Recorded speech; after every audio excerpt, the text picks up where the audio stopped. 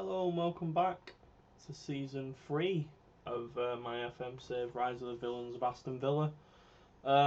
Couple of mixed seasons, obviously. I won't go into too much detail for a first time viewer. First season we finished about 10th. Last season, incredibly, we managed to get 3rd. So we've got Champions League football this season to look forward to. This video I have took us right until the start of the new season. So I've played through all of the summer, got all my recruitment done, got my staffing changes done, because I just thought that wouldn't be really a fun vid to watch, similar to what I did last season, but I will go over it now and obviously explain why. First things to note again, rather annoyingly, I lost my top talent from last year's youth crop. Straight away I went to Man City, which is always gutting, but you know, it may turn out to be garbage, we'll never know. I sold Tim on to Peterborough because he wasn't developed, he wasn't going to get any first team football, so I took the minimal profit I could. And again, as per usual with the deals I do, I've got a large chunk of a sell on, should I live to regret that. I let this chap go to Bristol City on a free. He was doing alright last season, but that's the National League. Do you know what I mean? That's not anywhere near the level I'm at currently, so I'll let Bristol City take a gamble on him and see how his career goes. First things up on this one, obviously, again, a large part of my recruitment came the back end of last season, so I'll have to go back to last season to really kind of show you everything, but I couldn't turn down 29 million for Matt Target. I think that's ridiculous. I get he's English, but he's 27. We paid, Aston Villa in real life paid 12 for him, so to make 17 million profit on an aging Matt Target, who was never really convincing for me. Obviously, first season I didn't have him, but he was rather poor for Newcastle. He improved for me in the team, but he never really nailed down the spot as his own. I had Pellegrini on loan from Juventus, I think it was. He kind of shared the minutes though. I didn't take up the option on him either, so I couldn't turn that down. These are all usual suspects that have been loaned out. Wesley got sold in his last year of his deal because he was nowhere near making it, so that's 50 grand off the wage budget saved. Zaragoza in La Liga? Nope, Zaragoza are still in the second division. So that's Wesley off the books. The rest are all loans. Kerr Smith's gone to Hibernian. Carney has gone to Panathinaikos. Zaragoza's joined. He's joined Wesley at Zaragoza. Philogene Bedance. Kane Kessler, who at one point I thought I might bring through. I couldn't resist selling for 6.5 million. Again, with a chunky sell on. He's gone straight into their 223, so he's not obviously featuring at first team for Villa. For West Ham, sorry. Marvellous Nakamba I cashed in on because the poor lad was just not getting any minutes whatsoever. He made one appearance last season, which to his credit he didn't complain once, but my midfield's moved on really, so I took the money for him though because of his aging as well. Jacob Ramsey I wanted to get out on loan because although he played 20 times for me last season, didn't do badly, I just felt it would be better for his development if he could have a full season out at another club. I tried to loan him out last January, but he wasn't having any of it, so he's joined Panathinaikos. So teaming up with Carney, and I also signed, as you'll see here, back onto recruitment. I signed Martin van der Voort as Vincent Guaita decided to retire. So I thought I don't really think Martin's going to make it at my club, but for 5 million, I certainly think there's value there. I think he's undervalued. He's got decent potential, so I've just sent him back out on loan to Belgium. He was playing first team for Genk, I believe. Yeah, so that's not a bad season, and that's not a bad season either. So I've sent him back out on loan. He started off okay, he's kept a clean sheet in one of the games. See how he develops, but Burnley is a third choice. I signed Timo Werner for probably one of the most incredible deals I think I've ever done. Structured it so that basically I'm paying very minimal fee up front, and the clauses are all triggered by after he makes 50 appearances I pay him a further 10 mil, I believe. And if I get to a Champions League semi-final in the next 3 seasons, they get a further 15 million. So for me, that's his wage is a massive stumbling block. I'm paying him a lot of money. And I'll be honest, I'm not sure if I've made the right decision here. His value is just ridiculous. So I feel even in 12 months, if I'm not happy with my feel, I'm not gonna make that on him. There's no way. But I feel I can certainly make a profit on the 15 initially I've put out and outlaid on him. Originally, I'll be honest, I was absolutely convinced Vitinha was leaving this summer. So I thought I'd get Timo in because I know I needed someone to fill the boots. And now I've ended up with both of them. But that's fine because I sold Danny Ings on. As I'll show you, I managed to get 25 million for Danny Ings. Really happy with that deal. So hopefully, as an option for me, Timo can certainly come on and assist. But that is a large outlay. That's probably one of the largest outlays I've done. And it is structured in a very promising way for me, but still, 200 grand a week on him is a lot. It's a big gamble. This was an absolute steal. Steven Viega from Millonarios as a backup anchor for me. Really happy with that deal. 35 grand a week, and I paid 500 up front, 500 in clauses. Again, I don't think I can lose on this deal. Really happy with that. Yassin Adil, I think he's got a real promising future with it. Again, can't you tell I'm now playing Champions League football? That wage is quite excessive for me. But he's 23. I think he's only going to get better.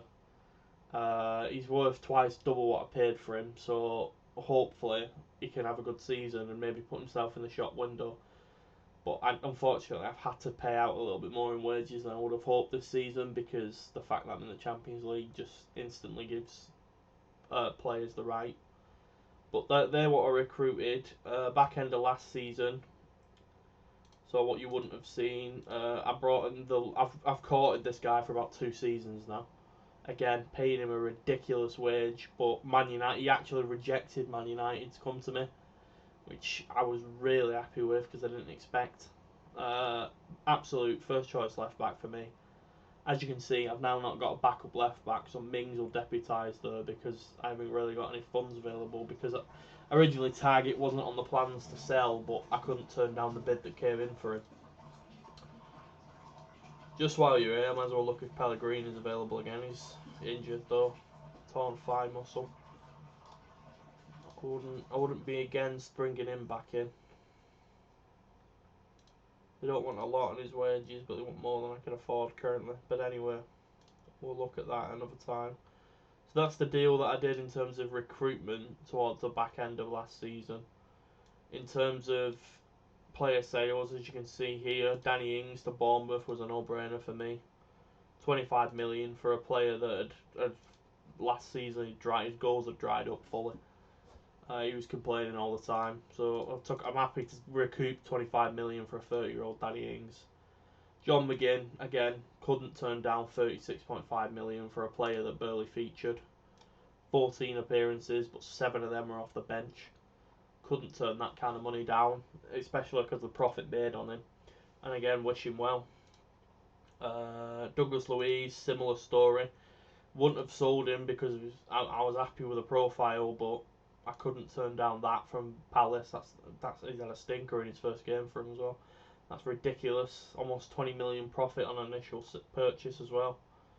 And I loaned out Fabrico Diaz for similar reasons to Ramsey, that I wanted him to get a full season under his belt. I think he's going to shine in Mexico and come back an even better player. He did alright for us last season, like I said, but he's just I don't want his development hindered. But this is the team that we're going in the next season. So obviously, as you can see, Tyrell is my now starting left back. At Yassin Adili, I'm playing at the minute as an attacking mid. And I've got who else has come in? Vega's a backup. That was always the case. Elise has come back from his loan, so he's a valuable option for me. So yeah, I think I'm well covered. I think the departures haven't really weakened me. I just think I've invested it in different areas, and I'm quite happy with the blend I've got. Keenan Davis is here again after another season in the Championship. He's probably now 4th choice, but this is the squad that I've got. It's a little bit smaller, granted, but I did have too big of a squad last season, I believe. Staffing wise, we've had a few changes. Obviously, as you can tell, my coaching now is right up there, which, considering what I walked into, it's a massive improvement. Scouting wise, slightly improved. I was allowed to bring on 2 more. Can we look at the scouting? So Wolfgang, who was my head of G Scout, left, so I've replaced him with Luis Campos. Really happy with that, to be honest. I've brought in Florian Zan, who's another one, good European knowledge. And this chap, I believe, Zinden, again, mostly knowledgeable in Switzerland, but I'm happy with these additions. And then obviously all largely the same recruitment team that we had. But yeah, coaching level's gone up. I think but the only one I'm not certain about is Werner. I don't know if I'll live to regret this team or Werner signing. But I think for the way I've financed the if I'd have paid 54 million up front, quite frankly, I would have thought I was fucking mad. Excuse the language. But for 15 million up front, I think he represents a lower risk gamble. I mean, he's 27, so he's at peak now. He's approaching over the hill in the kind of recruitment model that I look at. But I think I needed someone that's been there and done that at a higher level. Again, and you've got to imagine that I was expecting Vitinha to be off. I've managed to get him to a new deal with no release clause, so I'm buzzing with that. He's well worth 96 grand a week, in my opinion, after last season. I was stunned to be able to get him to agree that, but I'm absolutely thrilled with that. So I've managed to keep Vitinha, and we've improved, we've markedly, in my opinion, improved at left full back, and we've also kind of consolidated this midfield a little bit. But yeah, let's dive into the opening game of the season, because I've waffled a lot there. So Mings is suspended, so Chambers can be on the bench, and we'll just see how we go. But yeah, I'm really excited, obviously, to get to the Champions League draw, to be honest. That's my aim for this episode, because I just absolutely can't wait to see who we could play. I've always loved European competition, so it's no different when I'm on this game. I'm just, like I said, I'm just shocked I've managed to do it inside 2 seasons, because I think the first season we underperformed, and then last season we've massively overperformed, so it'd be interesting to see what kind of effect this season is.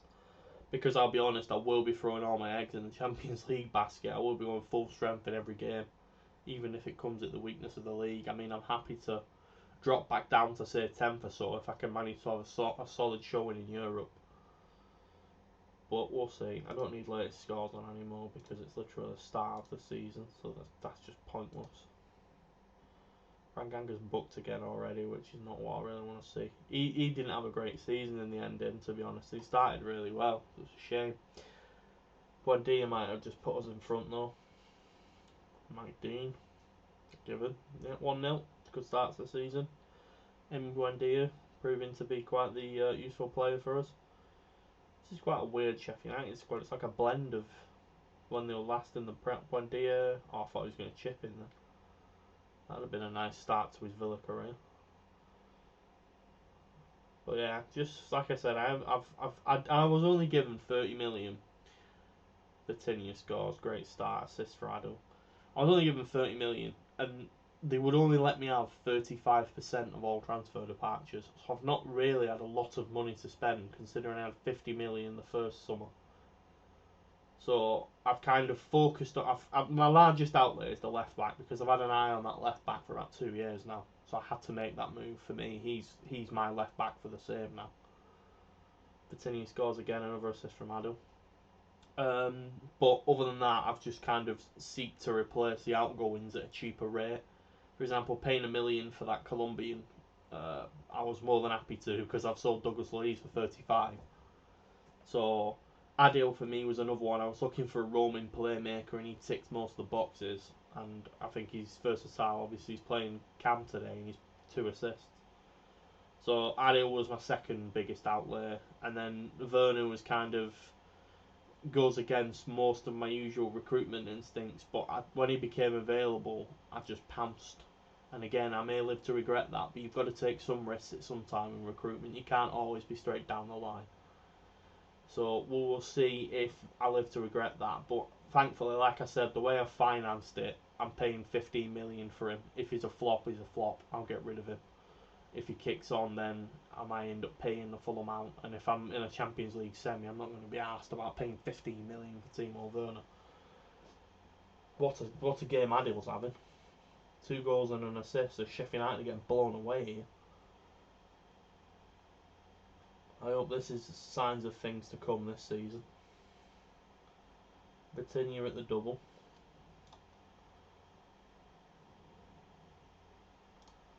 Yeah, great first half. But yeah, that's me talking. Again, the centre mid stayed the same. Most of the team have stayed the same. I haven't made widespread changes. I've just kind of took my money and ran with certain players and tried to replace them more tailored to the kind of system I want to play. Again, Marcus Edwards didn't have the greatest of seasons last season. Branganga started well, but then faded away. So there's certainly room for improvement in this team, but I have to stick to the budgets I'm given. And I was given basically I had about 60 million to spend when I'd counted up the sales and the money I was given initially. That's a hat trick for Vitinha, I hope, because that means I'm going to ring Werner on. That might not get given. Yeah, no, okay, happy days. Let's have the debut of Timo Werner. He's flying as well. I'm going to play Elise centrally. Yeah, 2 stellar performances in the opening game from my new signing and Vitinha back at it. Buendia, Cash, Forsby, Buendia, Cash. Oh, Elise got a better though. But yeah, opening game of the season. We've started incredibly well. Really happy with that. Buendia. Oh, poor finish. Good dribble, poor finish. But yeah, that's the crux of my recruitment this summer. That, like I said, I've spent big on my left back and I brought in a rolling playmaker at good money. But I think the deals were both justified, and then I've just kind of replaced what I had. I did have a deal tied up for Rafael Santos Borg from Frankfurt for 11.75, but he signed a new deal. Oh, that's not good. But again, that's where the Werner deal came from. That I was of the belief I was losing Vitinha, so and I knew I wouldn't get much money back to replace him. So I tried to finance the Werner deal, and I've ended up having them both. But like I said, it just replaces Danny Ings for me. Werner may get unhappy and may force my hand into selling him because he's quite suitably the second choice to Vitinha. But we'll have to see. I'll try and give him minutes wherever I can. Ironically enough, we've got Chelsea next. It should soon be the Champions League qualification as well, because these are the first legs. So Kiev, Sturm Graz, Slavia, Midtjylland and Besiktas. But yeah, I know I've talked a lot at the start of this video, and if I've glossed over anything, please let me know and I'll go back over it. Sign players under the age of 20. Yeah, no, I've not really done that enough, have I?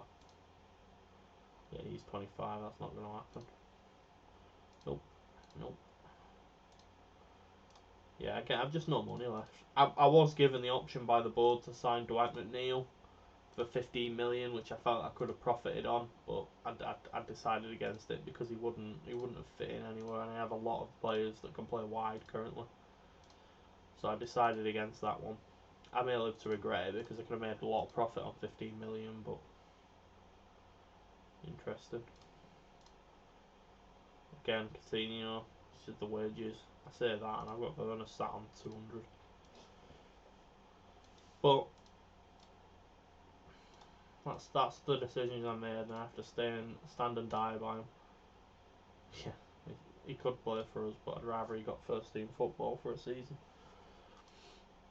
I hope he does well and comes back and slots straight into that midfield, because Branganga's not developing as I'd hoped as of yet. But I'll certainly keep my faith. It's just another performance analysis I've brought in. Just because it allowed me to get another one, and I'm a big fan of maximising the staff. Tactical noise 16, analysing data 14, so see if that's improved us in the department any.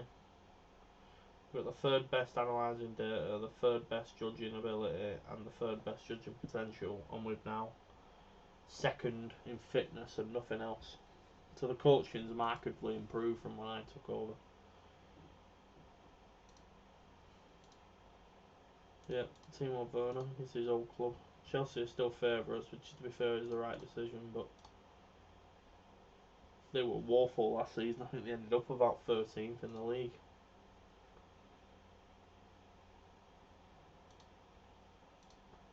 Gabriel. Yeah, so let's play Chelsea. And I'm not going to make any changes to the team because it's just won convincingly.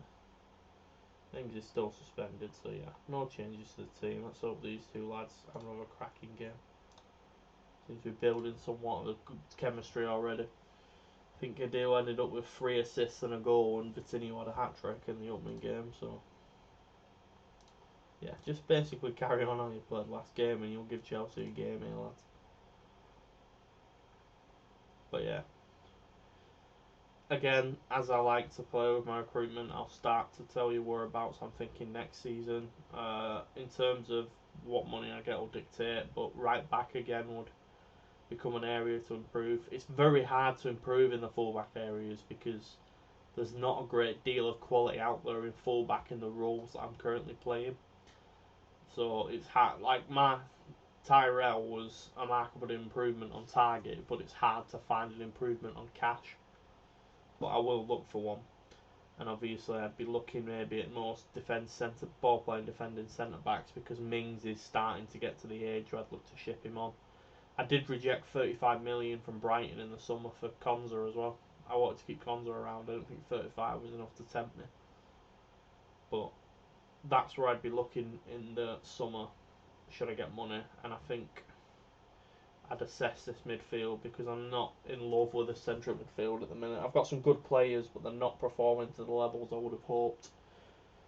But I think attacking wise, I've got a lot of good talent. I've got a lot of options on this bench for the attacking side of things. Again, Leon Bailey is someone, if his release clause was activated, I'd happily wave him by for 50 million. But he's come on and he's been useful for me for the most part, but he just doesn't really fit the roles I've kind of got at the minute. I mean, the tactic we originally had, he's never played because I was trying to retrain him as a forward because there's just no wingers, but since I've changed formation, that's a good goal. Edwards with the assist. Vitinho's added again. Good pass as well on the left back, so he's having a good game. See if we can beat Chelsea. Again, not greatest from Ranganga. That's my area of worry at the minute. The central midfield, that's a good finish from Lukaku. If it's given, which I imagine it will be. Yeah, that's fair enough, that. Reece James. Oh, nearly.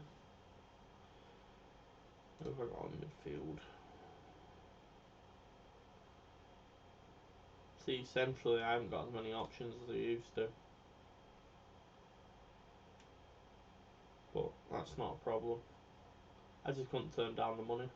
Is that going to be given? I don't think that'll be given. Oh wow. The amount of times I get this wrong when I make calls on offside goals is unbelievable. Again, the Adil and Vitinho show combining nicely. Give Bundy a rest for Taylor.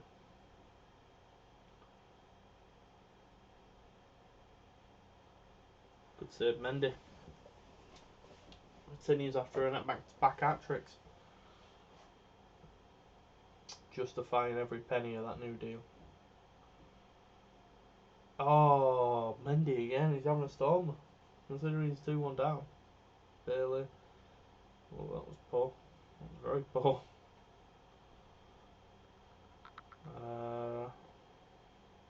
Just protected each a little bit.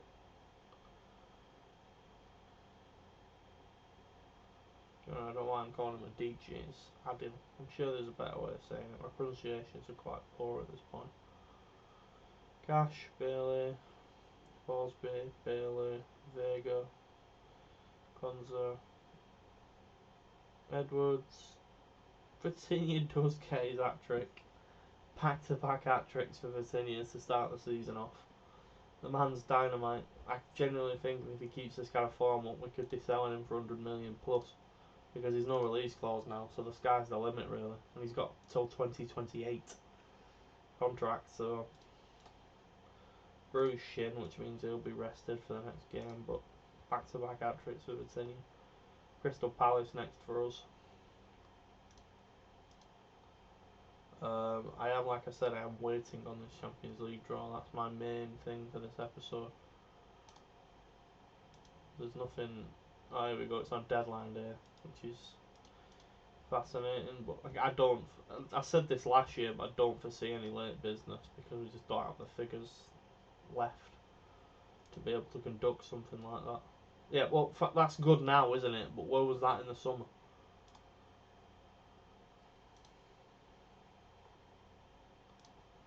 Yeah, obviously now I've spent my whack.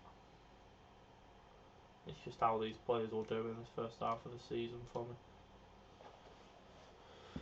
But yeah, the centre midfield for me is certainly a position up for grabs. I could play Adola and bring back in Kankavici, who didn't really have a bad game, but for now I'm going to keep him where he is because he seems to be developing some kind of close-knit thing with Vitinha. I think Tyrone Mings will be able to come back in that game. I think his suspension should be up. We can only hope anyway. Obviously we won this last year and we've got to buy this year because we're in the Champions League, otherwise we'd be playing this. But I imagine we'll be in the next round for that, I think.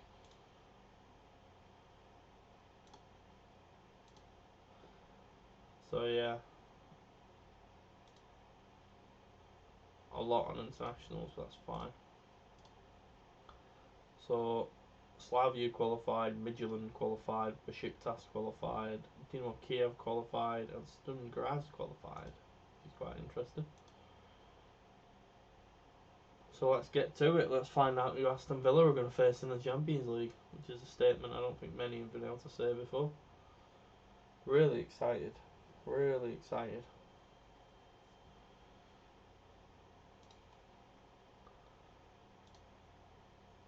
Champions League bonuses paid out. Incredible. No, I can't see myself taking part in any deadline day business. I don't think I've got the squad capability to be honest. These are players I also considered. Obviously, as you can see, Santos Sport. Leicester winning for Maitland now, that's absolutely no issue to me.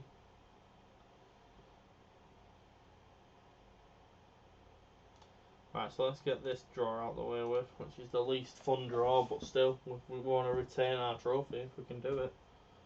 Millwall, Stoke, Shrewsbury, Birmingham, Wolves, Arsenal, Sheffield Wednesday, Aston Villa, so we're playing Sheffield Wednesday.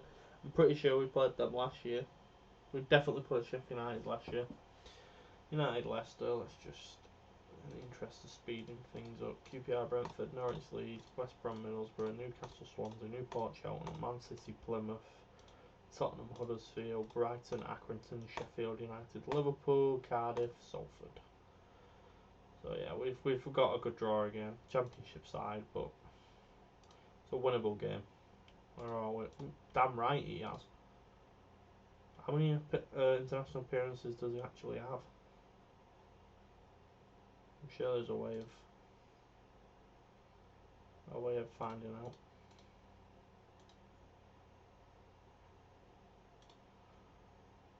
out. He's not played once for the senior team. That is incredible. That is incredible. Because he is far and away my best player. 17 million goes down as one of the biggest bargains ever. And it was only purely because the board gave me extra money in January that I was able to make the sign.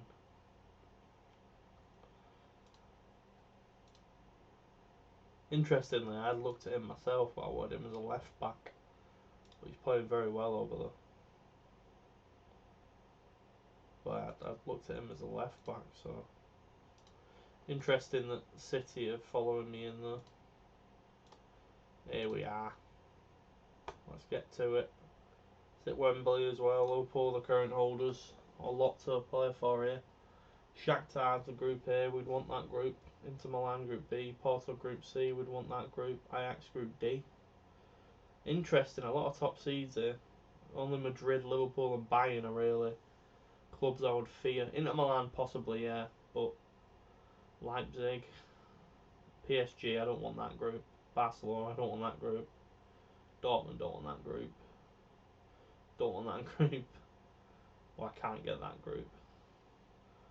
Don't want that group, really. Rangers. Group A is looking like the one. That's the dream for us, I think. Salzburg have avoided Leipzig. Leicester, so we can't be in that group. Can't be in that group. That would be okay. I wouldn't mind Group G based on that. Sturm Graz have got Group A. Malmo Group B. Oh, Group C. Group C. Again, I think we can qualify out of this. I think we can qualify out of this. We've got trips to Stadio Olimpico, to Porto, and to the Nou Camp, or Camp Nou, however you'd say, to look forward to. That's a very interesting group. That should be them two at a canter.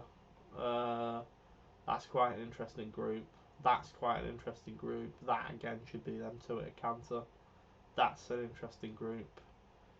That's interesting enough. But yeah, that's a really good Champions League draw, that. Quite happy with that. So we'll see where these games slot in. So we've got Lazio away at the Stadio Olimpico first. That'll be good. Then we've got Barcelona at Villa Park under the lights. And then away in Portugal. Home against Porto. Away, that could be a deciding group game, that for us. And then Lazio to finish up. So exciting times definitely to come ahead. So next game we'll definitely get the Lazio game in. But next episode, should I say. But yeah, we've had a strong start to the season. And all to play for. So thank you for joining me, and hopefully you're enjoying this save as much as I am, and I'll see you next time.